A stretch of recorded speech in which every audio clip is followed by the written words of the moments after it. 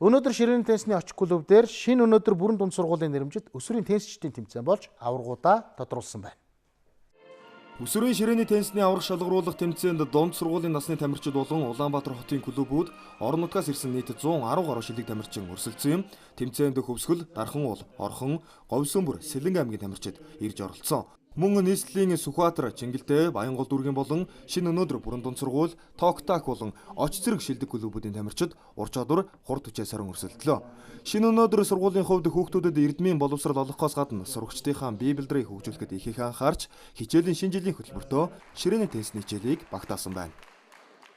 Энэ олон жил би бас багшилсны хувьд энэ шинэ сургууль дээр очиж бас тэр бүх сургуулийн одоо 60 гаруй хүүхдүүд байгаа л да. Энэ 60 гаруй хүүхдүүдэд бүгдэд нь л одоо энэ теннисний спортыг зааж сургая гэсэн хүсэлтэйгээр энэ сургууль маань нээгдээд тэгээ одоо анхныхаа нэрэмжит тэмцээнийг өнөөдөр зохион байгуулж байгаа улс даяар.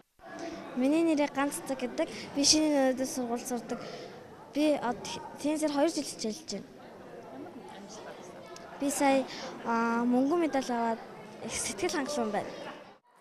Энэ тэмцээний 13-аас доош насны ангилалд эрэгтэйчүүдээс хос цагас клубын тамирчин Жаргал сайхан тэргүүлсэн бол Хөсгөл аймгийн тамирчин Сэрод 31-р сургуулийн оргил нар удаах бариудыг эзэллээ.